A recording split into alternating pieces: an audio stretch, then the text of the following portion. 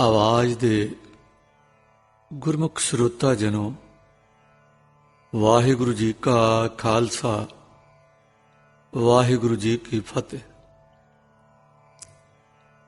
बड़े आनंद नाल विस्माद विच सहज विच टिक के आप जी सहज और आनंद दे प्रभा मंडल विच रहन वाले संत कवि भाई साहब भाई वीर सिंह जी की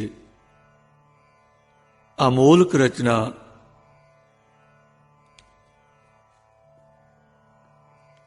श्री कलगीधर चमत्कार दियां वख-वख साखियां सरवण कर रहे हो। अज दी साखी एक बहुत सुंदर दृश्य नूं बन रही है। किधरे शास्त्र दीयां गल्लां, सिमरन दीयां गल्लां, अध्यात्मक दीयां गल्लां, अपने अंदर दे पछाणन दीयां गल्लां संगत दे विच सतगुर करते हैं। दूसरे पासे शास्त्र दीयां गल्लां, इन्हां तो अलग शास्त्र दीयां गल्लां भी चलदियां हैं। अभ्यास हुंदे हैं, लोहा खड़कदा है, खंडा कृपाना तीर तलवारां, इन्हां दे अभ्यास किधरे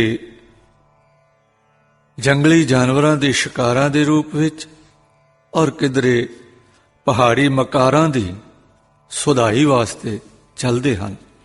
ऐसे दृश्य दी एक साखी भाई साहब जी इउं बयान करते हैं। अमृत वेला है, शांति है, एकांत ते चुप पसरी, सोहनी सोहनी मिठी मिठी ठंड है। आनंदपुर है, कीर्तन है, कीर्तन दी मिठी मिठी धुन आ रही है। मानो चुप चुप धारे समाधि विच टिकी हुई है ते इस सुहावे कीर्तन दा संगीतक रस उस नूं आपे विच मगन कर रहा है। मलकड़े एक एक दो दो सिख आउंदे हन ते सहज नाल दीवान विच टिकदे जांदे हन। ਐਡੇ ਛੋਪਲੇ पैर धरते हैं कि अगे बैठिया नूं रता पता ना लगे ते सुरत पर खिंडाव का असर ना पवे। इस तरह के शांत प्रभाव विच वेला हो गया साहिबां दे आउण दा। इधरों संगतां सतनाम श्री वाहिगुरू, सतनाम श्री वाहिगुरू दी धुन विच मस्त होण लग पईआं। संगत सारी अदब नाल उठ के खड़ी हो गई। आप आए? हाँ, आए ने साहब श्री गुरु गोबिंद सिंह जी।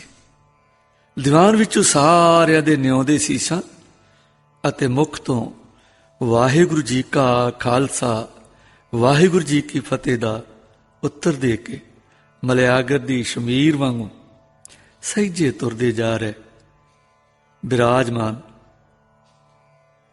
जो सिंहासन पहले तैयार से जा बराजे हैं। कीर्तन फिर जारी हो गया, चुप वरत गई, शांत रस वधेरे हो गया। सारी संगत ने आनंद लिया है। वो आनंद जो है ते अपने अंदर पर बाहर दे आनंद नाल प्रगट होंदा है। कीर्तन की धुनी मन नूं होर गल्लां दे फुरनिਆਂ विचों जाणू वर्ज वर्ज के रोक रही है। बाणी दे अर्थ भाव अपने आप विच लिया रहे हैं। कीर्तन की धुनी ते बाणी का भाव दोवें मिलवें असरां नाल वाहिगुरू दे जस विच ले जा रहे हैं। ख्याल नूं उसे पासे पा के साईं दी याद का एक प्रवाह बना रहे हैं। याद एक चलदे प्रवाह वांगू जां तेल की धार वांगू लगातार रौं पैदा कर रही है ते आपे नूं अकाल पुरख की शरण विच ले जा रही है। हाँ, जां इउं कह सकते हैं कि जीव तत्त दा प्रवाह परम तत्त वल वहिंदा जा रहा है। दीवान विच बड़े बड़े सूरमे भी बैठे हैं। बीरसी ठाठ हुई है, तलवारां लगियां होईयां हन, चेहरे लालियां नाल भग रहे हैं। वो भी इस वेले वाहिगुरू दा नाम जपदे जप आपे नूं उस विच जोड़ रहे हैं। विच विच त्यागी वैरागी साधु भी बैठे हैं। ਜੋ ਇਹ ਹੈ ਕਿ ਆਪਾ ਪਰਮ ਆਪੇ ਵਿੱਚ ਮਿਲੇ ਆਤਮਾ ਪਰਮਾਤਮਾ ਦੇ ਅਨੁਭਵ ਵਿੱਚ ਇੱਕ ਜੋਤ ਹੋਵੇ। ਇਸ ਤਰ੍ਹਾਂ ਦਾ ਵਾਤਾਵਰਨ ਬਣਿਆ ਹੋਇਆ। ਇਸ ਤਰ੍ਹਾਂ ਦੀ ਜੀਵਤ ਲਿਵ ਧਾਰਾ ਹੈ ਜੋ ਸਾਰਾ ਦਿਨ ਕੰਮ ਕਾਜ ਕਰਨ ਵਾਲੇ ਕਿਰਤੀਆਂ ਦੀ ਲੱਗ ਰਹੀ ਹੈ। ਥੋੜੀ ਦੇਰ ਬਾਅਦ ਭੋਗ ਪਿਆ, ਅਰਦਾਸ ਹੋਈ। ਫਿਰ ਸਤਿਗੁਰੂ ਜੀ ਸੁੰਦਰ ਬਚਨ ਕਹੇ, ਇੰਨੇ ਨੂੰ ਪ੍ਰਸ਼ਾਦ ਵਰਤ ਗਿਆ। ਫਿਰ ਖੁੱਲੇ ਬਚਨ ਸ਼ੁਰੂ ਹੋ ਗਏ। ਸੰਗਤਾਂ ਗਦ-ਗਦ ਹੋਈਆਂ ਪਈਆਂ। ਫਿਰ ਦੇਸ਼ ਵਿਦੇਸ਼ ਤੋਂ ਆਏ ਪ੍ਰੇਮੀ ਤੇ ਸੰਗਤਾਂ ਪੇਸ਼ ਹੋਈਆਂ। ਉਹਨਾਂ ਨਾਲ ਵੀ ਕਿਤੇ ਸਮੂਹ ਵਿੱਚ, ਕਿਤੇ ਵਿਅਕਤੀਗਤ ਵਾਰਤਾਲਾਪ ਹੋਣ ਲੱਗ ਪਏ ਹਨ। ਸ਼ੇਖੂਪੁਰੇ ਦੇ ਇੱਕ ਸਿੱਖ ਨੇ ਅਰਦਾਸ ਕੀਤੀ, ਪਾਤਸ਼ਾਹ, ਮੇਰੀ ਇਸਤਰੀ ਕੁਸੰਗਣਾ ਨਾਲ ਮਿਲ ਕੇ ਕੇਟਕ ਚੇਟਕੀ ਪੀਰ ਮਲਾਣੇ ਨੂੰ ਮਿਲ ਕੇ ਆਪਣਾ ਧਰਮ ਦਾ ਆਗੂ ਮੰਨ ਬੈਠੀ ਹੈ। ਸਾਡੇ ਸਾਰੇ ਉਪਹਾਰ, ਸਾਡੇ ਸਾਰੇ ਯਤਨ ਥੱਕ ਹਾਰੇ ਹਨ। ਆਪ ਦੇ ਹਜ਼ੂਰ ਬੜੀ ਮੁਸ਼ਕਿਲ ਦੇ ਨਾਲ ਲੈ ਕੇ ਆਏ। ਮਿਹਰ ਕਰੋ ਜੋ ਇਹ ਚੇਟਕੀ ਦਾ ਅਸਰ ਦੂਰ ਹੋਵੇ। ਸਾਡੇ ਘਰਾਂ ਵਿੱਚ ਨਿਰੋਲ ਸਿੱਖੀ ਹੈ। ਪੀਰਾਂ ਭਰਾਈਆਂ ਦਾ ਅਸਰ ਕਦੇ ਨਹੀਂ ਮੰਨਿਆ। ਸਾਹਿਬਾਂ ਬੀਬੀ ਨੂੰ ਸੱਦ ਕੇ ਪੁੱਛਿਆ ਤਾਂ ਆਖਣ ਲੱਗੀ, ਮੇਰਾ ਮਨ ਤਾਂ ਨਹੀਂ ਕਰਦਾ, ਪਰ ਮੈਂ ਬੇਵੱਸ ਹਾਂ। ਮਲੋ ਮਲੀ ਉਧਰ ਨੂੰ ਟੁਰ ਪੈਂਦੀਆਂ। ਪਾਤਸ਼ਾਹ ਜੀ ਦਾ ਹੁਕਮ ਹੋਇਆ, ਅੰਮ੍ਰਿਤ ਛਕੋ। ਉਸ ਵੇਲੇ ਅੰਮ੍ਰਿਤ ਬਾਟਾ ਤਿਆਰ ਕਰਵਾਇਆ ਗਿਆ ਔਰ ਛਕਾਇਆ ਗਿਆ। ਅੰਮ੍ਰਿਤ ਛਕਦੇ ਸਾਰ ਬੀਬੀ ਹੋਸ਼ ਵਿੱਚ ਆ ਕੇ ਸਾਵਧਾਨ ਹੋ ਗਈ ਤੇ ਗੁਰੂ ਗੁਰੂ ਜਪਣ ਲੱਗ ਪਏ। ਇਧਰ ਗੁਰੂ ਸਾਹਿਬ ਹੋਰਨਾਂ ਨੂੰ ਤਾਰਦੇ ਰਹੇ। ਅੰਮ੍ਰਿਤ ਛਕ ਕੇ ਜਦ ਬੀਬੀ ਫਿਰ ਪੇਸ਼ ਹੋਈ ਤਾਂ ਗੁਰੂ ਸਾਹਿਬ ਜੀ ਨੇ ਬਚਨ ਕੀਤਾ, ਬੀਬਾ ਜੀ, ਸ੍ਰੀ ਗੁਰੂ ਨਾਨਕ ਦੇਵ ਜੀ ਦੀ ਬਾਣੀ ਅੱਗੇ ਜਿਨ੍ਹਾਂ ਨੂੰ ਜੰਤਰ ਮੰਤਰ ਟੂਣੇ ਜਾਦੂ ਆਖਦੇ ਨੇ ਨਾ, ਇਹਨਾਂ ਦੀ ਪੇਸ਼ ਨਹੀਂ ਜਾਂਦੀ। ਜੋ ਕੋਈ ਸ਼ੁੱਧ ਮਨ ਨਾਲ ਇਸ ਬਾਣੀ ਦਾ ਸੇਵਨ ਕਰਦਾ ਹੈ, ਉਸ ਦੇ ਸਾਰੇ ਭੈ ਤੇ ਭਰਮ ਦੂਰ ਹੋ ਜਾਂਦੇ ਹਨ। ਜਿੰਨ ਭੂਤ ਜਾਦੂ ਜੋ ਕੁਛ ਕਿਹਾ ਜਾਂਦਾ ਹੈ ਨਾ, ਉਸ ਨੂੰ ਨਹੀਂ ਪਾਉਂਦਾ। ਬਾਣੀ ਸਿਦਕ ਨਾਲ ਪੜ੍ਹ ਕੇ ਵਾਹਿਗੁਰੂ ਅੰਦਰ ਵਸਾਇਆ ਕਰੋ। ਊਠਤ ਸੁਖੀਆ ਬੈਠਤ ਸੁਖੀਆ, ਭਾਉ ਨਹੀਂ ਲਾਗੈ ਜਾਂ ਐਸੇ ਬੁਝਿਆ। ਰਾਖਾ ਏਕ ਹਮਾਰਾ ਸੁਆਮੀ, ਸਗਲ ਕਟਾ ਕਾ ਅੰਤਰ ਜਾਮੇ। ਰਹਾਓ ਸੋਏ ਅਚਿੰਤਾ ਜਾਗ ਅਚਿੰਤਾ, ਜਹਾਂ ਕਹਾਂ ਪ੍ਰਭ ਤੂੰ ਵਰਤੰਤਾ। ਘਰ ਸੁਖ ਵਸਿਆ ਬਾਹਰ ਸੁਖ ਪਾਇਆ, ਕਹੋ ਨਾਨਕ ਗੁਰ ਮੰਤਰ ਦ੍ਰਿੜਾਇਆ।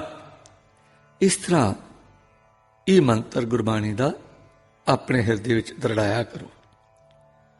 ਉਸ ਦਿਨ ਸਾਰੀ ਸੰਗਤ ਵਿੱਚੋਂ ਜੋ ਜੋ ਅਜੇ ਅੰਮ੍ਰਿਤਧਾਰੀ ਨਹੀਂ ਸਨ, ਸਭ ਨੇ ਅੰਮ੍ਰਿਤ ਛਕਿਆ। ਅੰਮ੍ਰਿਤਪੁਰ ਤਾਂ ਅੰਮ੍ਰਿਤ ਪ੍ਰਚਾਰ ਹੈ ਸੀ, ਪਰ ਨਾਮ ਬਾਣੀ ਦੇ ਪ੍ਰੇਮੀ ਸਿੰਘਾਂ ਦੇ ਜਥੇ ਥਾਂ ਥਾਂ ਫਿਰ ਕੇ ਅੰਮ੍ਰਿਤ ਪ੍ਰਚਾਰ ਕਰਦੇ ਫਿਰਦੇ ਸਨ। ਉਂਝ ਵੀ ਸਿੰਘ ਸ਼ਸਤਰਧਾਰੀ ਹੋ ਕੇ ਵਿਚਰਦੇ ਸੀ। ਇੱਕ ਪਿੰਡ ਦਾ ਨਾਂ ਚੌਦ ਹੈ। ਇੱਥੇ ਸਿੰਘਾਂ ਦੇ ਇੱਕ ਜਥੇ ਨੇ ਡੇਰਾ ਜਾ ਪਾਇਆ। ਸਿੰਘਾਂ ਰਸਤ ਮੰਗੀ, ਮੁੱਲ ਅੱਗੇ ਧਰਿਆ, ਪਰ ਲੋਕਾਂ ਨੇ ਦੇਣੋਂ ਨਾ ਕਰ ਦਿੱਤੀ। ਨੰਬਰਦਾਰਾਂ ਨੇ ਵੀ ਨਾ ਮੰਨਿਆ, ਸਗੋਂ ਅੱਗੋਂ ਲੜਨ ਆ ਪਏ। ਲੋਕੀ ਬਹੁਤ ਸਨ, ਫਿਰ ਵੀ ਫਤਿਹ ਖਾਲਸੇ ਦੀ ਹੋਈ ਤੇ ਛਕਣ ਨੂੰ ਵੀ ਸਮਾਨ ਮਿਲ ਗਿਆ। ਖਾਲਸਿਆਂ ਨੇ ਕਿਰਪਾਨ ਭੇਟ ਕਰਕੇ ਸਾਰਾ ਭੋਜਨ ਪਦਾਰਥ ਵਰਤਾ ਦਿੱਤਾ। ਇਸ ਪ੍ਰਕਾਰ ਅਨੇਕ ਤਰ੍ਹਾਂ ਦੇ ਵਾਕੇ ਨਿਤ ਨਵੇਂ ਨਵੇਂ ਰੰਗ ਦੇ ਲੈ ਕੇ ਵਰਤਦੇ, ਪਰ ਪ੍ਰਚਾਰ ਦੇ ਪ੍ਰੇਮੀ ਆਪਣਾ ਪ੍ਰਚਾਰ ਦਾ ਕੰਮ ਕਰਦੇ ਰਹਿੰਦੇ। ਇਸ ਤਰ੍ਹਾਂ ਕਈ ਜਥੇ ਦੇਸ਼ ਵਿੱਚ ਫਿਰ ਗਏ ਔਰ ਫਿਰ ਰਹੇ ਸਨ। ਇਹਨਾਂ ਦਾ ਮੁੱਖ ਕੰਮ ਸੀ ਗੁਰਸਿੱਖੀ ਦਾ ਉਪਦੇਸ਼ ਦੇਣਾ ਤੇ ਅੰਮ੍ਰਿਤ ਪ੍ਰਚਾਰ ਕਰਨਾ। ਸੰਗਤ ਵਿੱਚ ਜੋ ਦਬਾਅ ਮਸੰਦਾਂ ਨੇ ਪਾ ਲਿਆ ਹੋਇਆ ਸੀ, ਉਸ ਨਾਲ ਸਾਰੇ ਦੱਬੇ ਹੋਏ ਸਨ। ਮਸੰਦਾਂ ਦੇ ਆਚਰਨ ਦਾ ਜੋ ਸਹਾਰਾ ਉਹਨਾਂ ਨੂੰ ਕਰਨਾ ਪੈਂਦਾ ਸੀ, ਸੋ ਦਿਲਾਂ ਵਿੱਚ ਬੜੀ ਉਦਾਸੀ ਪਾਉਂਦਾ ਸੀ। ਸ੍ਰੀ ਰਾਮ ਰਾਏ ਤੇ ਧੀਰਮਲ ਆਦਿਕਾਂ ਨੇ ਜੋ ਮਸੰਦਾਂ ਦੀ ਕਦਰ ਵਧਾਈ ਸੀ, ਉਸ ਨਾਲ ਉਹ ਹੋਰ ਖੁਦ ਸਰਜੇ ਹੋ ਗਏ ਸਨ। ਜਦੋਂ ਸਤਿਗੁਰੂ ਦਾ ਪ੍ਰਚਾਰ ਇਸ ਪ੍ਰਕਾਰ ਟੁਰਿਆ ਤਾਂ ਸੰਗਤਾਂ ਵਿੱਚ ਬੜਾ ਉਮਾਹ ਆਇਆ। ਹਰੇਕ ਵਿੱਚ ਹੌਸਲਾ ਆ ਗਿਆ ਕਿ ਸਾਡਾ ਸਿੱਧਾ ਨਾਤਾ ਸਤਿਗੁਰੂ ਨਾਲ ਹੈ। ਸਤਿਗੁਰੂ ਨੇ ਅੰਮ੍ਰਿਤ ਅਰਥਾਤ ਗੁਰਦਿੱਖਿਆ ਦਾ ਅਧਿਕਾਰ ਪੰਜਾਂ ਪਿਆਰਿਆਂ ਵਿੱਚ ਧਰ ਕੇ ਗੁਰੂ ਖਾਲਸਾ ਦਾ ਆਦਰਸ਼ ਕਾਇਮ ਕਰਕੇ ਧਾਰਮਿਕ ਸੁਤੰਤਰਤਾ ਦੀ ਨੀਂਹ ਬੰਨ੍ਹ ਦਿੱਤੀ ਸੀ। ਸੰਸਾਰ ਦੇ ਇਤਰ ਹੋਰ ਮੱਤਾਂ ਵਿੱਚ ਪੁਜਾਰੀ ਧੜੇ ਵੱਲੋਂ ਜੋ ਮੁਸ਼ਕਲਾਂ ਸਦਾ ਆਉਂਦੀਆਂ ਹਨ ਸੋ ਖਾਲਸੇ ਲਈ ਦੂਰ ਹੋ ਗਈਆਂ। ਪਰਜਾ ਦਾ ਦਾਨ ਇੱਕ ਪ੍ਰਕਾਰ ਵਿਉ ਸਮਾਨ ਹੈ। ਕਦੋਂ? ਜਦੋਂ ਇਸ ਦਾ ਲੋਭ ਧਾਰਨ ਹੋ ਜਾਵੇ। ਜੋ ਪੂਜਾ ਦਾ ਧਾਨ ਲੋਭ ਨਾਲ ਗ੍ਰਹਿਣ ਕਰੇਗਾ ਤੇ ਨਾਮ ਬਾਣੀ ਦੇ ਅਭਿਆਸ ਨਾਲ ਆਪਾ ਸੋਧਣ ਵਾਲਾ ਨਹੀਂ ਹੋਵੇਗਾ, ਉਹ ਜ਼ਰੂਰ ਆਪਣੀ ਮੱਤ ਨੂੰ ਮੈਲਿਆ ਕਰੇਗਾ। ਤਿਉਂ ਧਰਮਸਾਲ ਦੀ ਝਾਕ ਹੈ ਵਿਹੋ ਖੰਡ ਪਾਜ। ਹਰ ਸਿੱਖ ਸਿਪਾਹੀ ਹੈ ਕਿਉਂਕਿ ਸਤਿਗੁਰੂ ਨੇ ਸਿੱਖ ਨੂੰ ਸ਼ਸਤਰਧਾਰੀ ਬਣਾ ਦਿੱਤਾ ਹੈ। ਹਰ ਸਿੱਖ ਦੁਨੀਆਦਾਰ ਹੈ ਕਿਉਂਕਿ ਸਭ ਦਿਆਂਤਦਾਰੀ ਦੇ ਕਿੱਤੇ ਗੁਰਾਂ ਵਿੱਤ ਕਰ ਦਿੱਤੇ ਹਨ। ਹਰ ਸਿੱਖ ਸੰਤ ਹੈ ਕਿਉਂਕਿ ਨਾਮ ਹੀ ਜਪਦਾ ਹੈ ਤੇ ਬਾਣੀ ਦਾ ਕੀਰਤਨ ਕਰਦਾ ਹੈ ਤੇ ਬਾਣੀ ਦੀ ਦਸੀ ਰੋਸ਼ਨੀ ਵਿੱਚ ਜੀਵਨ ਨਿਰਵਾਹ ਕਰਦਾ। ਹਰ ਸਿੱਖ ਜੋ ਤਿਆਰ ਬਰ ਤਿਆਰ ਹੈ ਅੰਮ੍ਰਿਤ ਤਿਆਰ ਕਰਨ ਵਿੱਚ ਸ਼ਾਮਲ ਹੋ ਸਕਦਾ ਹੈ, ਧਰਮ ਦੇ ਸੰਸਕਾਰ ਕਰ ਸਕਦਾ ਹੈ। ਇਉਂ ਹਰ ਸਿੱਖ ਆਪਣੇ ਧਰਮ ਦਾ ਪ੍ਰੋਤ ਵੀ ਹੈ ਤੇ ਜਜਮਾਨ ਵੀ। ਸੋ ਸਿੰਘ ਨਾਲੇ ਦੁਨੀਆਦਾਰ ਹੈ, ਦੀਨਦਾਰ ਹੈ, ਸਿਪਾਹੀ ਹੈ, ਵਪਾਰੀ ਹੈ, ਜ਼ਿਮੀਦਾਰ ਹੈ, ਕਿਰਤੀ ਹੈ, ਫਿਰ ਨਾਲੇ ਨਾਲ ਸਰਦਾਰ ਵੀ ਹੈ ਤੇ ਸੇਵਕ ਵੀ ਹੈ। ਇਸ ਤੋਂ ਵੀ ਅੱਗੇ ਕਿਸੇ ਬਿਮਾਰ ਬੁੱਢੇ ਜਾਂ ਹੋਰ ਸਰੀਰਕ ਕਸ਼ਟ ਵਿੱਚ ਫਾਥੇ ਨੂੰ ਦੇਖ ਕੇ ਸਿੱਖ ਯਥਾ ਸ਼ਕਤ ਸੇਵਾ ਵੀ ਕਰਦਾ ਹੈ। ਸੰਗਤ ਵਿੱਚ ਜਾ ਕੇ ਜੋੜੇ ਝਾੜਦਾ ਹੈ, ਜਲ ਛਕਾਉਂਦਾ ਹੈ, ਪੱਖੇ ਦੀ ਸੇਵਾ ਵੀ ਸਿੱਖ ਹੀ ਕਰਦਾ ਹੈ। ਐਉਂ ਗੁਰੂ ਦਾ ਸਿੱਖ ਆਪਣੇ ਆਪ ਵਿੱਚ ਸਭ ਗੁਣ ਸੰਪੰਨ ਮੁਕੰਮਲ ਇਨਸਾਨ ਹੈ। ਐਸੀ ਧਾਰਮਿਕ ਸੁਤੰਤਰਤਾ ਤੇ ਧਾਰਮਿਕ ਉੱਚ ਸੁਰਤੀ ਅਵਸਥਾ ਇਹ ਸਤਿਗੁਰ ਨੇ ਬਖਸ਼ੀ ਹੋਈ ਹੈ। ਫਿਰ ਸਿੱਖ ਦੀ ਟੇਕ ਗੁਰੂ ਕੇ ਬਖਸ਼ੇ ਈਸ਼ਵਰੀ ਗਿਆਨ ਸ੍ਰੀ ਗੁਰੂ ਗ੍ਰੰਥ ਸਾਹਿਬ ਜੀ ਪਰ ਹੈ ਤੇ ਪੰਥ ਵਿੱਚ ਪ੍ਰਬੁੱਧ ਪੁਰਖਾਂ ਦੇ ਸਤਸੰਗ ਦਾ ਉਦਾਲਾ ਇਸ ਨੂੰ ਪ੍ਰਾਪਤ ਹੈ। ਗੁਰਮੁਖ ਦਾ ਮੇਲ ਸਾਧ ਦਾ ਸੰਗ ਰੋਜ਼ ਅਰਦਾਸੀ ਵਿੱਚ ਮੰਗਦਾ ਹੈ। ਪਰਮਾਰਥ ਵਿੱਚ ਨਾਮ ਅਭਿਆਸ ਵਿੱਚ ਰੂਹਾਨੀ ਮਦਦ ਦੀ ਲੋੜ ਵੇਲੇ ਗੁਰੂ ਕਾ ਸਿੱਖ ਗੁਰਮੁਖ ਦਾ ਸਤਸੰਗ ਕਰਕੇ ਆਪਣੇ ਪਰਮਾਰਥ ਦੀਆਂ ਮੰਜ਼ਲਾਂ ਤੈਅ ਕਰ ਸਕਦਾ ਹੈ। ਸਾਹਿਬਾਂ ਨੇ ਖਾਲਸਾ ਸਾਜ ਕੇ ਇੰਨਾ ਸੁਤੰਤਰ ਤੇ ਉੱਚਾ ਸੁੱਚਾ ਕਰ ਦਿੱਤਾ ਹੈ ਕਿ ਪੰਜਾਂ ਨੂੰ ਅੰਮ੍ਰਿਤ ਛਕਾਉਣ ਦਾ ਅਧਿਕਾਰ ਦਿੱਤਾ ਹੈ। ਗੁਰੂ ਖਾਲਸਾ ਤੇ ਖਾਲਸਾ ਹੀ ਗੁਰੂ ਹੈ। ਵਿਦਿਆ ਦਰਬਾਰ ਵੀ ਗੁਰੂ ਜੀ ਸਾਜਿਆ ਕਰਦੇ ਸੀ। ਆਪਣੇ ਸਿੱਖਾਂ ਵਿੱਚ ਵਿਦਿਆ ਦਾ ਪ੍ਰਕਾਸ਼ ਵੀ ਦੇ ਰਹੇ ਸਨ। ਬੜੇ ਬੜੇ ਗੁਣੀ ਇਸ ਕੰਮ ਪਰ ਲਾਏ ਹੋਏ ਸੀ। ਸ਼ਾਸਤਰ ਵਿਦਿਆ ਦੇ ਨਾਲ ਸ਼ਾਸਤਰ ਵਿਦਿਆ ਤੇ ਦੋਹਾਂ ਦੇ ਸਿਰ ਤੇ ਸ਼ਾਂਤ ਰਸੀ ਵਿਦਿਆ ਦਾ ਪ੍ਰਚਾਰ ਸੀ। ਸ਼ਾਂਤ ਰਸੀਆਂ ਦੀ ਰੱਖਿਆ ਬੀਰ ਰਸੀਏ ਕਰ ਤੇ ਬੀਰ ਰਸੀਆਂ ਨੂੰ ਵਿਦਿਆ ਚਾਨਣਾ ਦੇਵੇ ਤੇ ਸ਼ਾਂਤ ਰਸੀਏ ਪੰਥ ਨੂੰ ਧਰਮ ਤੇ ਪਰਮਾਰਥ ਤੋਂ ਗਿਰਨ ਨਾ ਦੇਣ। ਕਿਤਨਾ ਸੋਹਣਾ ਸੁਮੇਲ ਬਣਾਇਆ। ਜੈਸੇ ਇੱਕ ਨਾਰੀਅਲ ਹੈ, ਬਾਹਰੋਂ ਸਖਤ ਹੈ, ਅੰਦਰੋਂ ਬਹੁਤ ਨਰਮ ਹੈ। ਬਾਹਰੋਂ ਸਖਤ ਇਸ ਲਈ ਹੈ ਤਾਂ ਕਿ ਅੰਦਰ ਦੀ ਨਰਮਾਈ ਨੂੰ ਚੋਟ ਨਾ ਪਹੁੰਚੇ। ਅੰਦਰ ਦੀ ਨਰਮਾਈ ਇਸ ਲਈ ਹੈ ਕਿ ਬਾਹਰ ਦੀ ਸਖਤੀ ਕਿਸੇ ਅਹੰਕਾਰ ਵਿੱਚ ਨਾ ਜਾਣ ਦੇਵੇ। ਇਸ ਤਰ੍ਹਾਂ ਪੰਥ ਨੂੰ ਧਰਮ ਤੇ ਪਰਮਾਰਥ ਤੋਂ ਸਤਿਗੁਰੂ ਜੀ ਨੇ ਦੋਵਾਂ ਦੀ ਦਾਤ ਦਿੱਤੀ ਹੈ ਤਾਂ ਜੋ ਵੀਰ ਰਸ ਹਠ ਗ੍ਰਹਿ ਦਾ ਨਿਰਦਈ ਨਾਲ ਨਿਰਾ ਜੁੱਧ ਮਾਤਰ ਨਾ ਰਹਿ ਜਾਵੇ, ਸਗੋਂ ਉਤਸ਼ਾਹ ਦਾ ਵਿਕਾਸ ਕਰਨ ਵਾਲਾ ਹੋਵੇ। ਵੀਰ ਰਸ ਦਾ ਮੂਲ ਉਤਸ਼ਾਹ ਹੈ। ਦਾਨ ਵੀ ਵੀਰ ਰਸੀ ਸ਼ੈ ਹੈ। ਦਇਆ ਤੋਂ ਦਾਨ ਦੇਣ ਦੇ ਭਾਵ ਨਾਲ ਤੇ ਲੋੜ ਪਈ ਤੇ ਜੁੱਧ ਕਰਕੇ ਆਪਾ ਵਾਰਨ ਤੱਕ ਦੋ ਦਰੇਗ ਨਾ ਕਰਨਾ। ਇਹ ਸੀ ਸੁਤੰਤਰ ਗੁਰਸਿੱਖੀ, ਜਿਸ ਵਿੱਚ ਖੁੱਲ੍ਹ ਵੀ ਆਈ, ਜਥੇਬੰਦੀ ਦੀ ਰੂਹ ਵੀ ਆਈ ਔਰ ਰੂਹਾਨੀ ਜੀਵਨ ਵੀ ਰਿਹਾ ਤੇ ਵਾਹਿਗੁਰੂ ਗੁਰੂ ਦਾ ਅਰੋਗ ਤੇ ਨਿਰਮਲ ਆਸਕਤਾ ਵੀ ਸਮਾਈ ਤੇ ਸਾਰੇ ਉਤਸ਼ਾਹ ਤੇ ਸ਼ਾਂਤੀ ਵਿਕਾਸ ਦੀ ਜਾਨ ਬਣੀ। ਇਹਨਾਂ ਸ਼ਾਸਤਰਧਾਰੀ ਨਾਮ ਬਾਣੀ ਦੇ ਪ੍ਰੇਮੀਆਂ ਦੀ ਜਥੇਬੰਦੀ ਹੋ ਰਹੀ ਸੀ। ਖਾਲਸਾ ਜਥੇਬੰਦੀ ਅੰਗ ਅੰਗੀ ਭਾਵ, ਜਿਵੇਂ ਸਰੀਰ ਤੇ ਇੱਕ ਹੈ ਤੇ ਅਸੀਂ ਕਹਿੰਦੇ ਆ ਦੋ ਬਾਹਾਂ ਨੇ, ਦੋ ਲੱਤਾਂ ਨੇ, ਦੋ ਅੱਖਾਂ ਨੇ, ਅਲੱਗ ਅਲੱਗ ਨੇ ਪਰ ਹੈ ਸਾਰਾ ਸਰੀਰ ਦਾ ਹੀ ਹਿੱਸਾ। ਇਸੇ ਨੂੰ ਕਹਿੰਦੇ ਨੇ ਅੰਗ ਅੰਗੀ ਭਾਵ। ਤੋ ਜਿੱਥੇ ਸੈਨਾ ਹੈ ਉੱਥੇ 100 ਲੋੜਾਂ ਵੀ ਆ।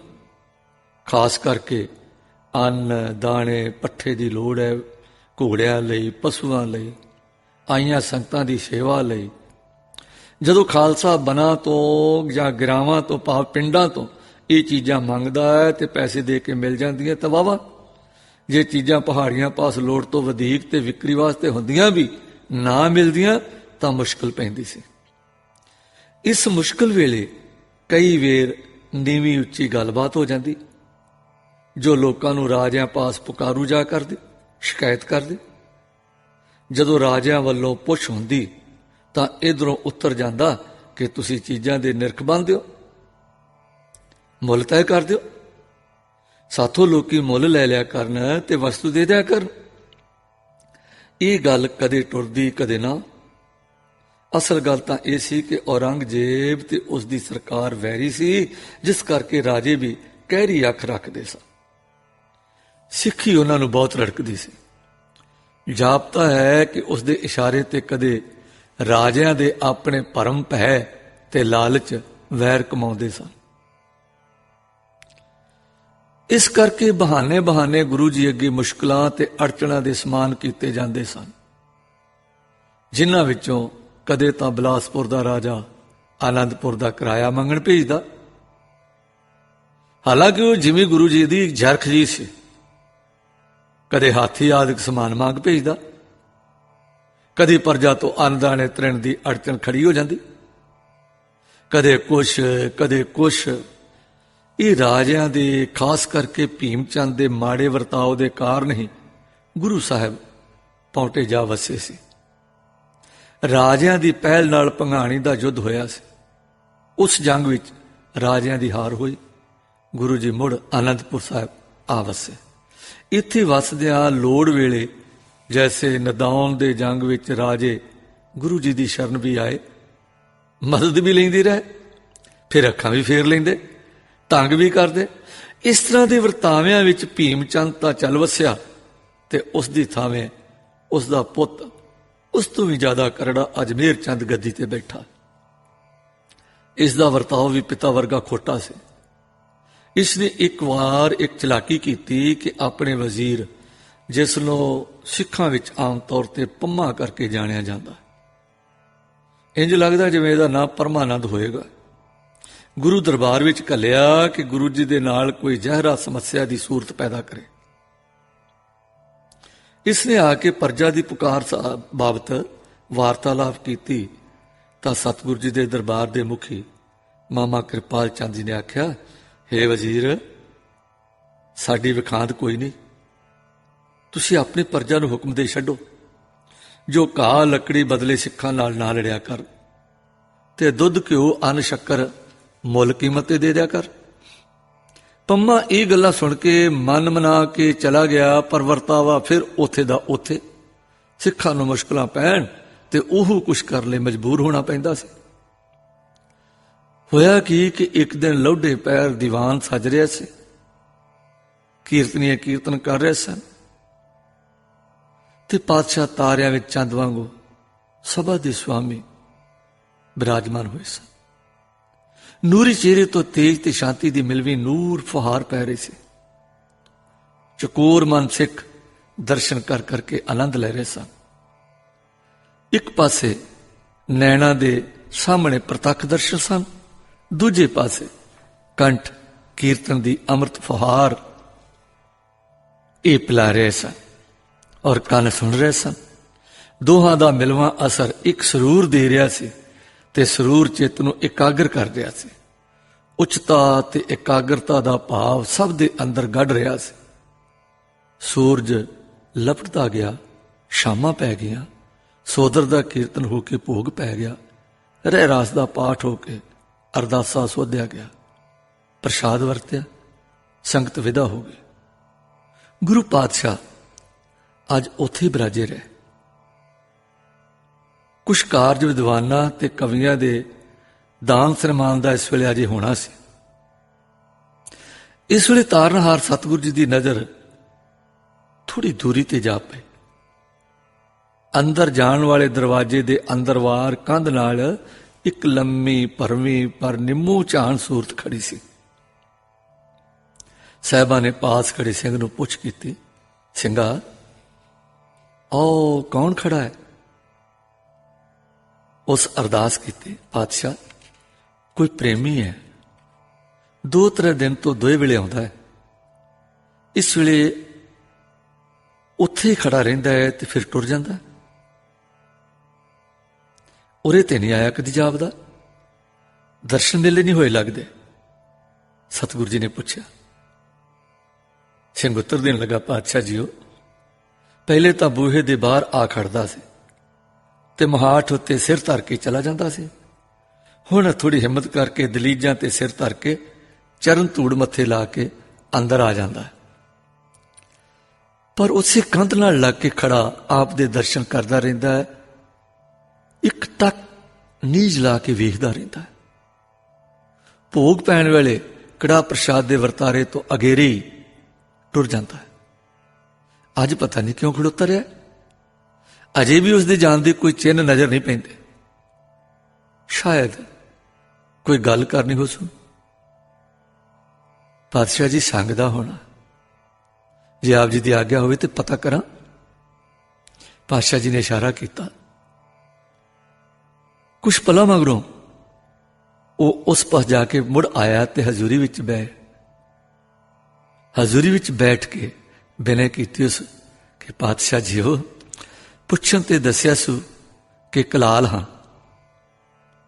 ਹੋਰ ਕਿਸੇ ਗੱਲ ਦਾ ਉੱਤਰ ਨਹੀਂ ਸੂ ਦਿੱਤਾ। ਜੋ ਪੁੱਛਿਆ ਉਸ ਦੇ ਉੱਤਰ ਵਿੱਚ ਅੱਖਾਂ ਵਿੱਚੋਂ 2 ਅਥਰੂ ਕਿਰ ਪੈਂਦੇ।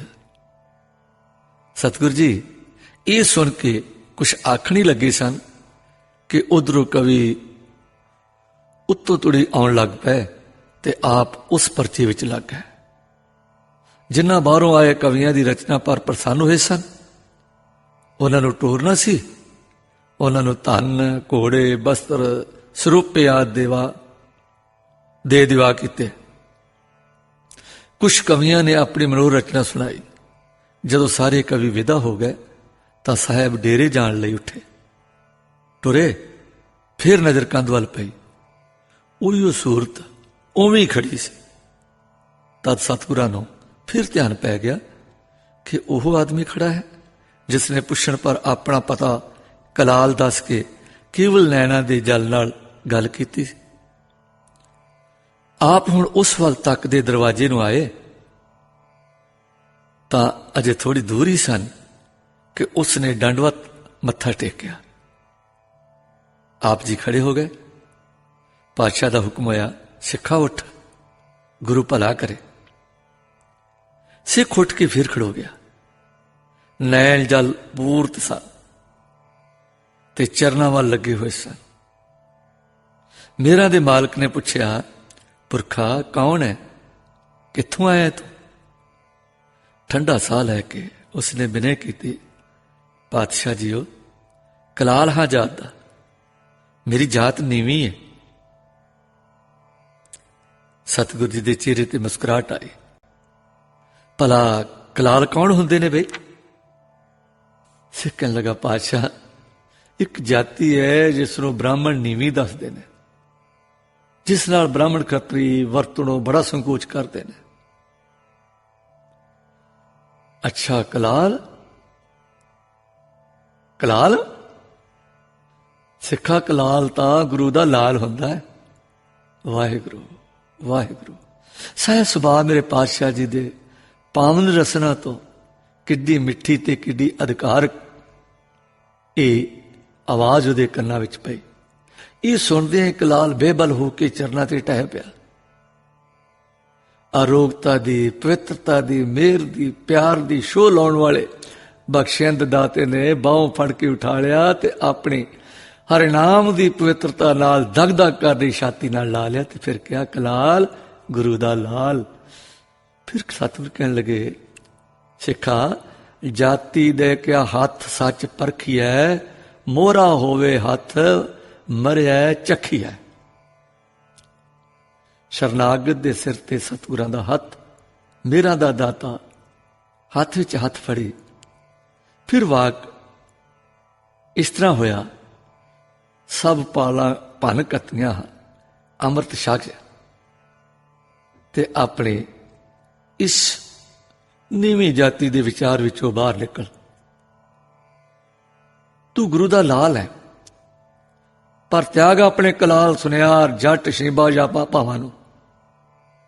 ਇਹ ਜਾਤ ਭਾਵ ਵੀ ਬੰਦੇ ਨੂੰ ਹੰਕਾਰ ਵਿੱਚ ਤੇ ਨੀਵੇਂਪਣ ਵਿੱਚ ਲੈ ਜਾਂਦੇ ਨੇ, ਕਦੀ ਟੈਂਟ ਦੀਆਂ ਕਲਾ ਵਿੱਚ, ਕਦੀ ਹੰਕਾਰੀ ਕਲਾ ਵਿੱਚ। ਚੜ੍ਹਦੀ ਕਲਾ ਵਿੱਚ ਰਹਿਣ ਲਈ ਇਹਨਾਂ ਤੋਂ ਨਿਵਰਤੀ ਚਾਹੀਦੀ ਹੈ। ਜਾਤਾਂ ਬਣ ਗਈਆਂ ਨੇ ਤਰੇੜਾਂ, ਪਰਜਾ ਤੇ ਮਹਿਲ ਦੀਆਂ। ਇਹ ਵੜ ਗਈਆਂ ਲੋਕਾਂ ਦੇ ਅੰਦਰ ਹੀ, ਤੇ ਅੰਦਰ ਪੈ ਗਈ ਦਵੈਸ਼।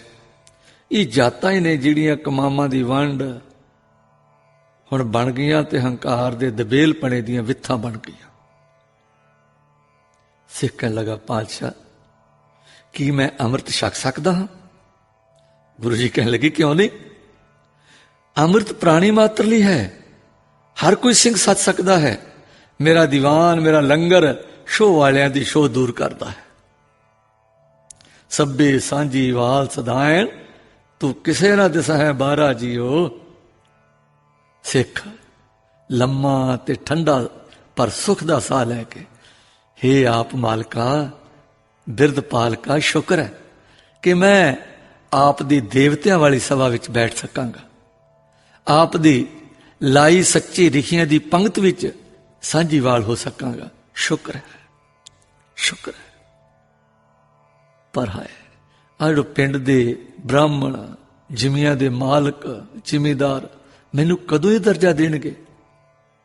ਲੱਗੀ ਪੰਗਤ ਵਿੱਚ ਕਹਿਣਗੇ, ਜਾਓ ਪਰੇ ਹੋ, ਭੇਟਣਾ, ਇਹ ਬ੍ਰਾਹਮਣ ਕੀ ਪੰਕਤੀ ਹੈ। ਗੁਰੂ ਜੀ ਬੜੀ ਗੰਭੀਰਤਾ ਨਾਲ ਸੁਣ ਰਹੇ ਸਨ। ਅੰਮ੍ਰਿਤ ਤੇਰੀ ਜਾਤ ਜਨਮ ਦੀ ਹੀਨਤਾ ਖੋਏਗਾ। ਤੂੰ ਆਪਣੇ ਅੰਦਰੋਂ ਆਪਣੇ ਭਾਵ ਵਿੱਚ ਵਸ ਰਹੀ ਹੀਨਤਾ ਦੂਰ ਕਰ। ਉੱਚ ਕਰਮੀ ਹੋ, ਉੱਚੇ ਸੁੱਚੇ ਕਰਮ ਕਰ, ਉੱਚੀ ਸੁਰਤ ਵਾਲਾ ਹੋ, ਉੱਚੇ ਭਾਵਾਂ ਵਿੱਚ ਵਸ। ਪਰਵਾਹ ਨਾ ਕਰ ਅਭਿਮਾਨ ਨਾਲ ਉੱਚੇ ਬਣ ਰਿਹਾ, ਇਹ ਤੇ ਹੰਕਾਰ ਹੈ। ਉਹਨਾਂ ਦੀ ਕਿਰਤਾ ਪਰਵਾਹ ਨਹੀਂ ਕਰਨੀ। ਸਿੱਖ ਗਦਗਦ ਹੋ ਗਿਆ, ਪਾਤਸ਼ਾਹ ਮੇਰਾ ਪਿੰਡ ਅੱਧਾ ਬਾਹਮਣਾਂ ਦਾ ਹੈ, ਅੱਧਾ ਜ਼ਿਮੀਂਦਾਰਾਂ ਦਾ ਹੈ। ਮੇਰੇ ਪਿੰਡ ਦਾ ਇੱਕ ਬ੍ਰਾਹਮਣ ਆਪ ਦਾ ਸਿੱਖ ਹੋਇਆ, ਉਸ ਅੰਮ੍ਰਿਤ ਛਕਿਆ, ਉਸ ਨਾਲ ਵੀ ਬ੍ਰਾਹਮਣ ਖੁਣਸਦੇ ਨੇ।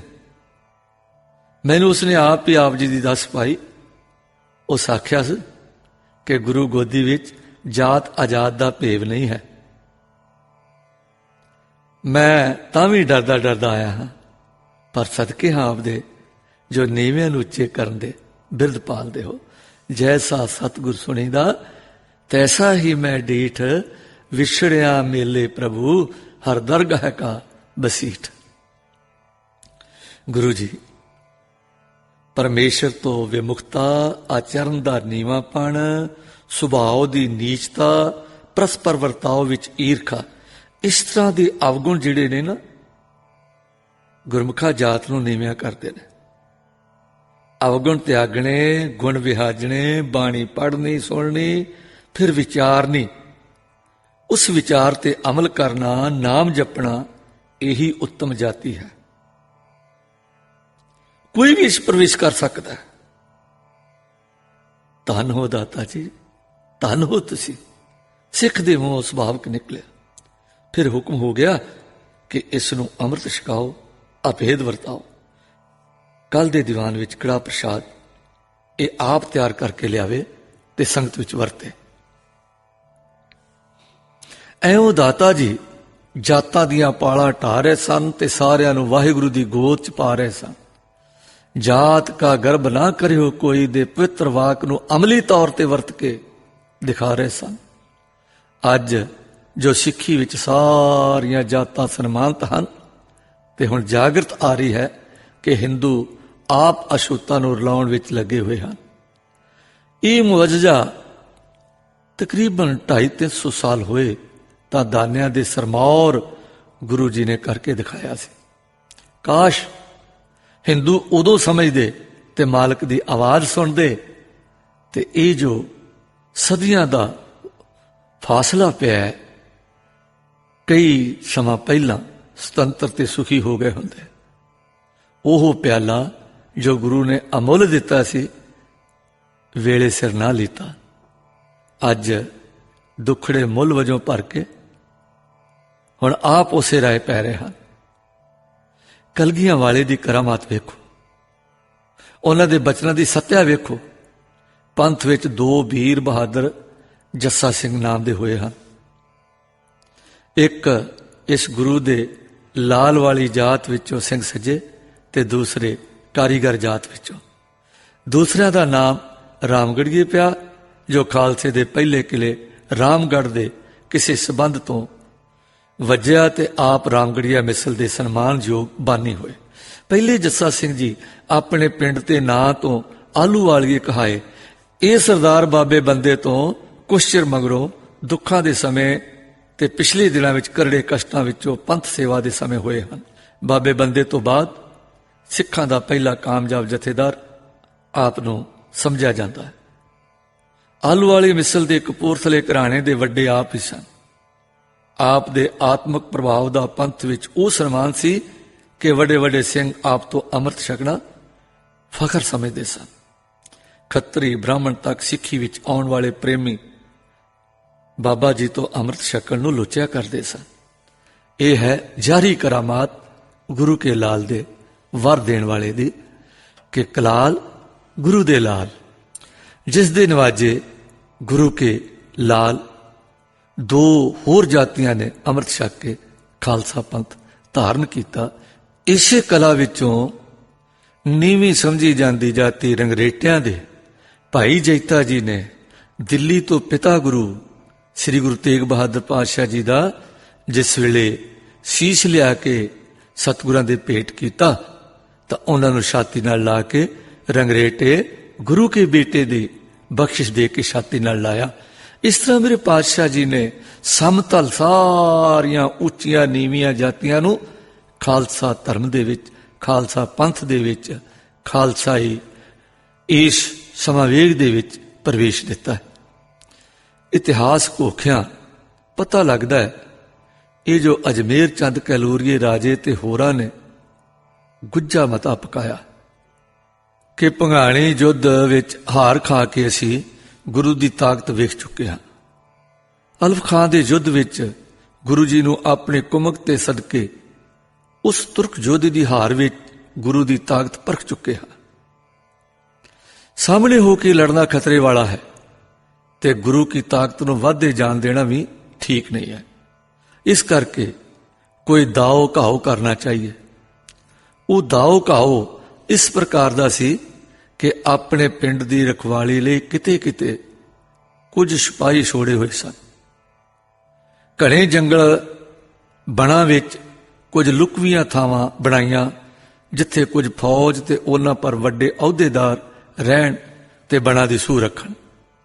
ਜਦ ਕਦੇ ਗੁਰੂ ਜੀ ਸ਼ਿਕਾਰ ਕਰਦੇ ਕਿਸੇ ਸੱਟ ਪੈ ਜਾ ਸਕਣ ਤਾਂ ਟਿਕਾਣੇ ਹੇਠ ਆ ਜਾਣ ਤੇ ਅਚਾਨਕ ਪੈ ਕੇ ਕੱਟ ਵੱਢ ਸ਼ੁਰੂ ਕਰ ਦਿੱਤੀ ਜਾਵੇ। ਇਹ ਵਿਚਾਰ ਕੇ ਇੱਕ ਐਸਾ ਟਿਕਾਣਾ ਮਿੱਥ ਕੇ ਉਸ ਨੂੰ ਮਾਨੋ ਗੁਪਤ ਛਾਉਣੀ ਬਣਾ ਲਿਆ। ਹੋਰ ਛੋਟੇ ਛੋਟੇ ਟਿਕਾਣੇ ਵੀ ਲੁਕਵੇਂ ਬਣਾਏ ਤੇ ਘਾਤ ਵਿੱਚ ਰਹਿਣ ਲੱਗੇ। ਇਹ ਅਸੀਂ ਪਿੱਛੇ ਦੱਸ ਆਏ ਹਾਂ ਕਿ ਅਜਮੇਰ ਚੰਦ ਨੇ ਪੰਮੇ ਨੂੰ ਭੇਜ ਕੇ ਇਹ 16 ਸਾਲਸੀ ਦੀ ਗੱਲ ਛੇੜੀ ਸੀ ਕਿ ਗੁਰੂ ਜੀ ਸਿੱਖਾਂ ਨੂੰ ਵਰਜ ਦੇਣ ਕਿ ਸਾਡੇ ਪਿੰਡਾਂ ਵਿੱਚੋਂ ਦਾਣਾ ਕਾ ਅੰਨ ਲਈ ਸਖਤੀ ਨਾ ਕਰਿਆ ਕਰਨ। ਇਹ ਮਾਨੋ ਇੱਕ ਵਿਖਾਵਾ ਸੀ ਪਰਦਾ ਪਾਉਣ ਦਾ। ਇਸ ਵੇਲੇ ਰਾਜਿਆਂ ਦੇ ਪ੍ਰਸੰਗ ਚੱਲ ਰਹੇ ਸਨ ਤੇ ਕਿਸੇ ਨੇ ਦੱਸਿਆ ਕਿ ਪਾਤਸ਼ਾਹ ਹੁਣ ਉਹਨਾਂ ਘਾਤ ਲਾਈ ਹੈ, ਸੰਘਣੇ ਬਣਾ ਵਿੱਚ ਛੁਪ ਬੈਠੇ ਹਨ। ਕੋਈ ਲੁਕਵੇਂ ਥਾਂ ਬਣਾਏ ਨੇ, ਆਪੋ ਵਿੱਚ ਬੈਠਦੇ ਹਨ ਤੇ ਬੜੇ ਗਰਭ ਨਾਲ ਡੀਂਗਾ ਮਾਰਦੇ ਨੇ ਕਿ ਜੇ ਕਿਤੇ ਕਿਸੇ ਬਣ ਵਿੱਚ ਗੁਰੂ ਜੀ ਹੱਥ ਚੜ ਗਏ ਤਾਂ ਪਤਾ ਦੱਸ ਦਿਆਂਗੇ ਕਿ ਸਾਡੇ ਵਿੱਚ ਕਿੰਨੀ ਕੁ ਤਾਕਤ ਹੈ। ਇੱਕ ਸਿੱਖ ਨੇ ਕਿਹਾ, ਪਾਤਸ਼ਾਹ ਸੰਭਲ ਕੇ ਸ਼ਿਕਾਰ ਜਾਣਾ ਚਾਹੀਏ। ਐਸੀਆਂ ਕਈ ਵਿਉਂਤਾਂ ਗੱਲਾਂ ਬਾਤਾਂ ਹੁੰਦੀਆਂ ਰਹੀਆਂ। ਪਾਤਸ਼ਾਹ ਚੁੱਪ ਕਰਕੇ ਸੁਣਦੇ ਰਹੇ। ਕਿਸੇ ਇੱਕ ਦਿਨ ਆਪ ਨੇ ਫਰਮਾਇਆ, ਭਾਈ ਗੁਰਸਿੱਖੋ, ਬਹੁਤ ਦਿਨ ਹੋ ਗਏ ਨੇ ਸ਼ਿਕਾਰ ਨਹੀਂ ਚੜੇ। ਸੰਗਤਾਂ ਦੀਆਂ ਵੀ ਵਹੀਰਾਂ ਆ ਰਹੀਆਂ ਸਨ ਔਰ ਇਧਰ ਇਲਾਹੀ ਕੰਮਾਂ ਵਿੱਚ ਸਮਾਂ ਸਫਲ ਆ ਰਿਹਾ ਸੀ। ਚਲੋ ਕੱਲ ਸ਼ੇਰ ਦੇ ਸ਼ਿਕਾਰ ਕਿਸੇ ਸੰਘਣੇ ਬਰਾਂ ਵਿੱਚ ਚੱਲ ਗਏ। ਦੂਜੇ ਦਿਨ ਸਵੇਰੇ ਰਣਜੀਤ ਨਗਾਰਾ ਵੱਜ ਪਿਆ। ਖਾਲਸਾ ਤਾਰ ਬਰ ਤਿਆਰ ਹੋ ਗਿਆ। ਗੁਰੂ ਸਾਹਿਬ ਆਪ ਵੀ ਕਬਰ ਕੱਸਾ ਕਰਕੇ ਬਲੀ ਘੋੜੇ ਤੇ ਚੜ ਕੇ ਆ ਗਏ। ਨਾਲ ਦਲ ਲੈ ਲਿਆ ਤੇ ਉਸੇ ਰਾਹ ਟੁਰ ਪਏ ਜਿਸ ਰਾਹੇ ਸੰਘਣੇ ਬਣਾ ਵਿੱਚ ਜਾ ਪਹੁੰਚਣਾ ਸੀ। ਨਗਾਰੇ ਵੱਜਦੇ, ਛਲਕਾਂ ਹੁੰਦੀਆਂ, ਸ਼ਿਕਾਰ ਮਾਰਦੇ ਇੱਕ ਉੱਚੇ ਟਿੱਲੇ ਤੇ ਜਾ ਪਹੁੰਚੇ। ਚਾਰ ਚਫੇਰੇ ਪਹਾੜਾਂ ਦੇ ਬੰਨ ਵੇਖੇ। ਇੱਥੇ ਸਤਿਗੁਰੂ ਜੀ ਨੇ ਖੜੋ ਕੇ ਚਾਰੇ ਪਾਸੇ ਨਜ਼ਰ ਦੌੜਾਈ ਔਰ ਇੱਕ ਤੀਰ ਸੋਧਿਆ। ਫਿਰ ਗੁਰੂ ਜੀ ਨੀਲੇ ਘੋੜੇ ਤੇ ਚੜੇ ਹੋਏ ਟਿੱਲੇ ਤੋਂ ਹੇਠਾਂ ਉਤਰੇ ਤੇ ਇੱਧਰ ਉੱਧਰ ਸ਼ਿਕਾਰਾਂ ਮਗਰ ਲੱਗੇ। ਇਸ ਤਰ੍ਹਾਂ ਖੇਡਦੇ ਮਲਦੇ ਘੋੜੇ ਸ਼ਿਕਾਰਾਂ ਮਗਰ ਸੁੱਟਦੇ ਬਹੁਤ ਦੂਰ ਨਿਕਲ ਗਏ। ਇੱਥੋਂ ਤਾਂ ਹੀ ਚਲੇ ਗਏ ਕਿ ਰਾਜਿਆਂ ਦੇ ਉਸ ਲੁਕਵੇਂ ਥਾਂ ਦੀ ਮਾਰ ਹੇਠ ਆ ਪਹੁੰਚੇ। ਰਾਜਿਆਂ ਦਾ ਬਣਾਇਆ ਲੁਕਵਾਂ ਵੱਡਾ ਡੇਰਾ ਹੁਣ ਨੇੜੇ ਸੀ। ਉੱਥੇ ਦੋ ਸਰਦਾਰ ਬਲੀਆ ਚੰਦ ਤੇ ਆਲਮ ਚੰਦ ਆਪਣੇ ਫੌਜੀਆਂ ਸਮੇਤ ਟਿਕੇ ਹੋਏ ਸਨ। ਇਹ ਸਹੀ ਕਰਕੇ ਕਿ ਗੁਰੂ ਜੀ ਅੱਜ ਸ਼ਿਕਾਰ ਚੜੇ ਹਨ ਤੇ ਇਸ ਪਾਸੇ ਆ ਨਿਕਲੇ ਹਨ, ਉਹ ਮੁਸਤੈਦ ਹੋ ਗਏ ਤੇ ਤਿਆਰ ਹੋ ਰਹੇ ਸਨ। ਤੇ ਹੁਣ ਇਹ ਸੋ ਪਾ ਕੇ ਕਿ ਅੱਗੇ ਵਧ ਆਏ ਹਨ ਤੇ ਸਾਡੀ ਜੱਦ ਹੇਠਾਂ ਪਹੁੰਚ ਗਏ ਹਨ, ਉਹ ਬੜੇ ਖੁਸ਼ ਹੋਏ।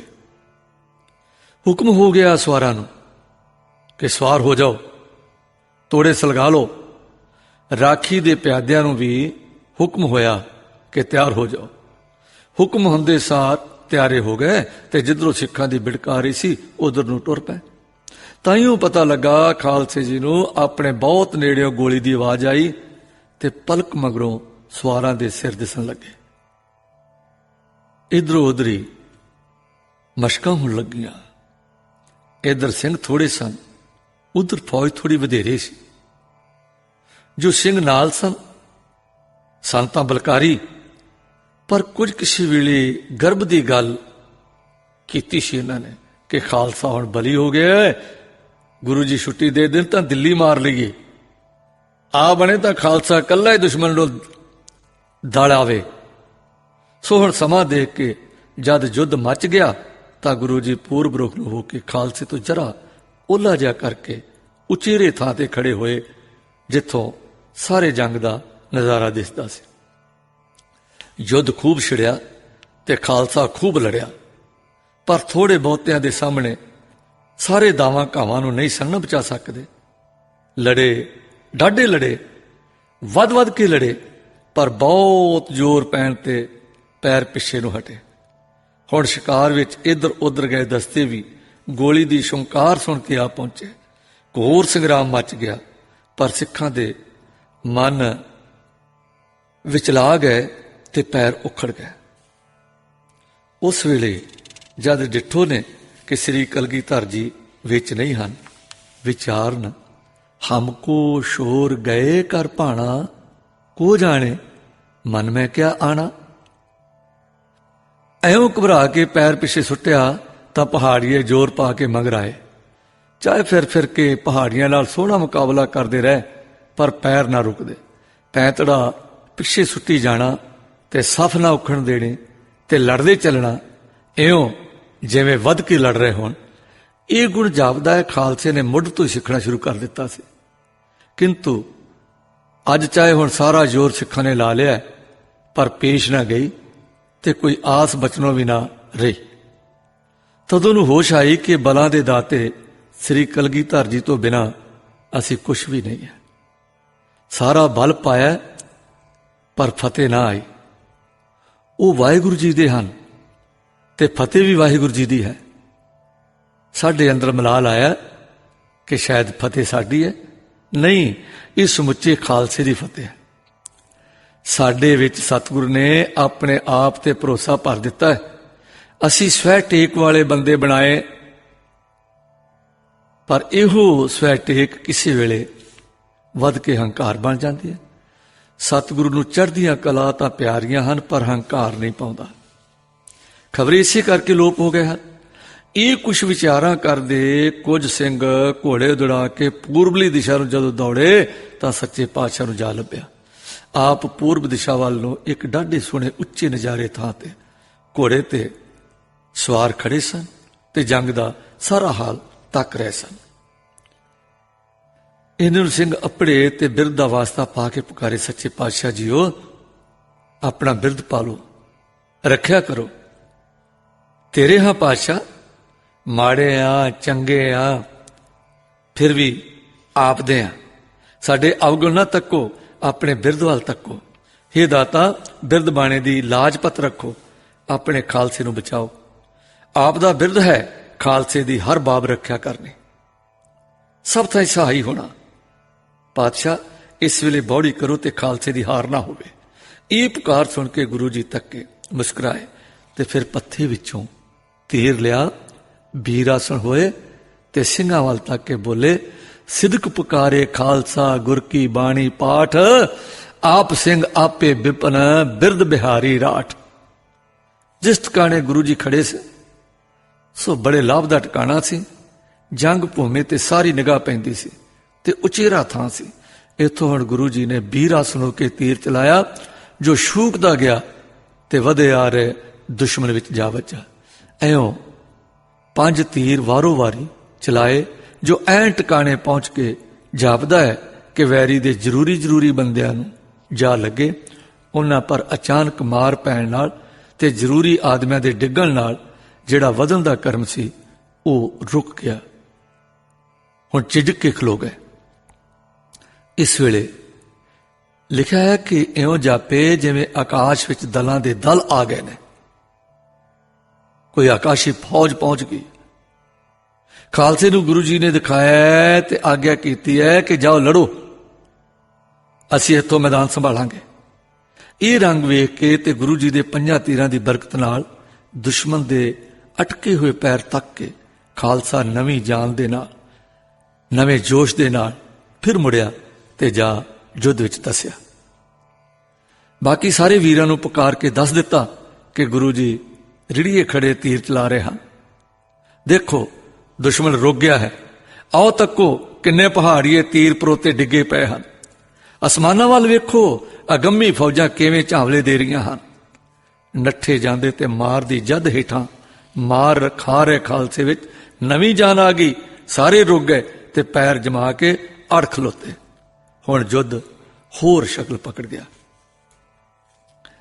सिखां पर वधे आउणा पहाड़ियां दा ठस्सा खा गया ते उन्हां नूं अपने विचों डिगदे आदमी वेख के घबरा होण लगा कि ये तीर निशानियों ना उकण वाले कित्थों पै रहे ने। सो बचाओ दे विचार करके रुके। खालसे ने हुण तोमल युद्ध मचा दिता, जिसनूं आमो सामने दा युद्ध आखदे हन। दुअली संग्राम खूब जोर दा होया। दुअली शास्त्र चल रहे हैं, लहू वह रहा है, बस्तर भेज रहे हैं। उधरों उधर गुस्सा क्रोध वध रहा। जिथे गुरु जी खड़े सन करौंदे दे बूटे थले सब थाएं होए सहाय होने वाले सहाई हो रहे सन। आप दे अचुक तीर आ रहे सन। सतगुरु दे तीर निशाने बन बन के पैंदे ते वैरी दल विच उस पते दे निशाने फुंडदे जिथे जिथे फौजां दे सरदार सन। उन्हां दे साहस नूं तोड़दे सन, हैरानी ते घबरा पाउंदे सन। खालसा जी अपने सदा दे सहाय मालक दे करताव नूं वेख के चढ़दी कला दे विच प्रतीत हो रहे सन। भावें थोड़े सन, पर गुरु का उच्चा हाथ दुश्मन दे कहर कर रहा सी। गैबी फौजां साडी मदद कर रही सन। ये खालसे ने अनुभव किया। परी आकाशी फौजां आए, जित कित देख रहे बिस्माए। सो वधे हौसले विच वधे सिरी भरोसे विच खालसा डाढा अड़ के लड़िया। यह हाल वेख के बलिया चंद नूं बड़ी शर्म आई कि इतने थोड़िਆਂ ਨਾਲ लड़ के उन्होंने मैदानों नस के जाना बड़ी शर्म वाली गल है। ये पैंतड़ा खालसे ने किवें बदलिया, किवें सानू लैणे दे देने पै गए। क्रोध खा के नजर पा के तकियो सु तो अपनी सेना किते वधीक खालसे तो पई दिसे, पर हुण आप अगे वधिया कि फौज का हौसला वध के फौज गांह वधे, खालसे दे पैर उखेड़ देवे। उसने एक हड़ वांग वधिया आउंदा देख के उदय सिंह शेर वांगू गरज के अगे वधिया ते सिंह उस दे नाल गज वज के वधे। दूजे पासे आलमचंद डिठा कि साथी सूरमा वध के पिया है, वह भी क्रोध भर के ते सैना नूं ललकार के दूजे पासे तो आ पिया कि बलिया चंद दे हल्ले नूं दूजे पास्यों रोक के दुर्मदा लग के बिजली सट वांगू वैरी दा कला कमा हो जाया। बलिया चंद दे हल्ले नूं रोक दिता, पर इस दी इस चढ़ाई नूं तक के इधरों आलम सिंह ने ਸਿੰਘਾਂ नूं ललकारिया, आप अगे होके वधिया। वैरी सिर ते आ पुज्जा सी ते हुण हत्थां व तलवार दे युद्ध दा समां सी। सो दोए सूरमे जुट पए, ऐन आमो सामने आ वजे ते दाओ काओ तो पहला ही आलम चंद दा वार आलम सिंह दे डाढे जोर दा पिया, जो आलम सिंह ने ढाल ते बड़े बल नाल रोकिया। हुण दाओ काओ तलवार दे लगे होण। दोए सूरमे सन ते दोवें तलवारीए सन। दोहां दे जितनां दा फल यह होया कि आलम सिंह दा वार कारी गया। आलम चंद दा सज्जा हाथ तलवार सने कट गया। उसका कट्टिया हाथ ते तलवार थले आ पए तां पहाड़ियां ने छेती नाल अगे वध के आलम चंद नूं बचाया ते पिछले पैरी अपनी सेना विच गुम हो गया। साथियां दा जोश टुट गया ते पैर पिछे हट गए। दूजे पासे बलिया चंद बंदूकां दी छलक करदा सेना सने वधिया आ रहा सी। उसदी सेना दे ढोल वज रहे सन, वीर रस विच उत्साह भर रहे सन ते सूरमे तीर तफंग चलाउंदे आ रहे सन। उदय सिंह ते जीवन सिंह रंगरेटे इधरों डट के पैर जमा के लड़ रहे सन कि ਸਿੰਘਾਂ ਵੱਲ तक के बोले, बंदूकां दी छलक करो। गल की दवली एवं तीरां ते बंदूकां दे वार चले कि मानो गड़ियां दी वर्खा हो रही है। दोए दल अजे इन्ने नेड़े नहीं सन आए कि शमशेर दा जंग हथों हथी हो पए कि बलिया चंद दी जंग विच एक शूक दी गोली लग गई। गोली जरा करारी लगी तो बेताब हो के पिछे मुड़िया। सरदार दा पिठ दिखाना ही सी कि फौज हिरासी हो गई ते वह भी मानो पैर सिर ते धर के पिछे मुड़ी। ये मुड़ना ऐसा सी कि सारी पहाड़ी सेना धीरज छड्ड के भज उठे। भजदिया मगर कुछ दूर खालसे ने पिछा किया, जो त्रासे हुए भज ही जान, किते सानू अटक गए समझ के फिर ना साडे वांगू डट खड़ोन। तदों नूं सारे भज गए, दूर निकल गए तां खालसा जी ने डिठा कि आसमान साफ है। जो गुप्त सेना का प्रभाव पैंदा सी हुण है नहीं। ठंडी हवा टुर रही है, साफ धुप चमक रही है। तां गुरु जी वाल नूं मुड़े इस जंग दे साखी भाई राम कौर जी लिखते हैं ते दसदे हैं कि गुरु जी की हजूरी विच मैं तां जंग की कनघोरता वेख के कंब पिया सी। मैनूं शोकातुर देख के गुरु जी ने धीरज दिता ते समझाया कि मैदाने जंग विच मरिया नूं देख के शोक नहीं करीदा। राम कौर जी लिखते हैं कि इस वेले गुरु जी ने भविष्यवाणी आखी कि साथों मगरों चिरकाल संसार पर खालसा राज करेगा, सदैवी राज करेगा। फिर खालसे नूं धीरज दिता ते क्या डरो ना, इन्हां तो तगड़े होवो। ये लोग सारे एक दिन खालसे तो भै खाणगे ते दीन मनणगे। फिर सतगुरु जी ने माह सिंह तो जंग का वेरवा सुनिया। शहीद होए ਸਿੰਘਾਂ ਦੇ ਸਰੀਰ इकट्ठे करवा के संस्कार किया। कहलां नूं नाल लै चलण का प्रबंध किया ते शामां वेले फतेह नगारा वजाउंदे आनंदपुर आए। असल गल इवें है कि गुरु जी दे नाल फौज थोड़ी सी ते अगों जिन्हां नाल टाकरा पिया सी वो बहुत ही वधेरे ते सुचज्जे ठिकाणे ते सन। ये गल लह के गुरु जी ने एक मार दा ठिकाना लभ के उत्थे पैर जमाए ते अपने अचुक तीरां दी बरखा नाल अपनी गिनती ते घाटे नूं पूरा कीता। खालसे नूं अपने तो बिना अपने पैरीं ते अपने दिमागी लड़ने का मौका दिता कि इन्हां विच बल भरे ते जाच आवे। ये हार दा मूँह भी ना देखण ते हार वेले ना हारन दी जाच भी सीखण। तीजा परमार्थक असूल भी गुरु जी ने ही सिखाउणा सी कि हंकार विच आउणा ठीक नहीं। हंकार मत नूं मलीन करदा है, पर स्वै भरोसा, स्वै टेक ते चढ़दियां कला बल भरदियां ने ते मत नूं निर्मल करदियां ने। गुरु जी तां एक उस वेले दे मौके मुजब युद्ध दी चाल संभाल रहे सन, पर खालसे ने अपने विच गुरु ना वेख के धीरज छोड़ दिता। सूरे गुरु ने फिर धीरज बनाया, अपनी गुप्त ताकत दे सदा सहाई रहन दा निश्चा पक्का कर दिता ते अज दे युद्ध विच जो सबक सिखाया सो खालसे दा खास गुण हो प्रगटिया ते अज खालसे ते चढ़दी कला है। ये भुलाया नहीं जा सकता। दुश्मन दी वधीक बल पै जाण ते भज उठण ते कुछ दूर जाके पैर जमा के डट जाना। दुश्मन खुशी विच वधिया आउंदा है ते अपनी सोच विच नहीं हुंदा। वैरी दे बेपरवाह वधे आउण ते अचानक अगों फिर उठ के हमले दे नाल पैर उखेड़ देने ते मैदान मार लेना, ये भी सिखाया। दूजी विਉਂਤ ये कि ऐसे जोर पैण ते पिछले पैरी हटना, हटी जाना, परे बद्धी अपनी सफ नहीं टुटन देने। दुश्मन नाल लड़ी जाना, मारी जाना, मरी जाना, पिछे हटी जाना, पर ऐसा पैंतड़ा बन के हटना कि दुश्मन नूं हल्ला करन दा हौसला ना पवे ते इउं वैरी नूं हफा देना है, थका देना है। इस करतब दा कमाल खालसे ने वड्डे घलूकारे विच दिखाया सी कि 12 को पिछे हटण विच अबदाली एक वेर भी उन्हां दीयां सफा नहीं सी तोड़ सकिया ते हफ के पानी दी ढाब ते आके सैना सतहीन पानी दे किनारे बैठ गई। आनंदपुर इस खुशी दे समागम होए। रात नूं घर घर दीपमाला हुई, शादियाने वजे, वधाइयां मिलियां। माता जी ने अरदासे सुधाए, सिरवारने कीते ते गुरु नानक देव जी दे हजूर कड़ा प्रसाद दी देग चढ़ा के अरदासे कीते, शुकराने कीते। अमृत वेले आसा दी वार दा दीवान सजया। संगतां अज उमड़ के आईयां, नगरी दे लोक भी सारे आए।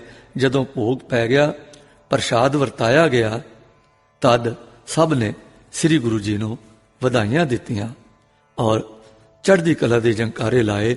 बोले सो निहाल, सत श्री अकाल। वाहिगुरु जी का खालसा, वाहिगुरु जी की फतेह।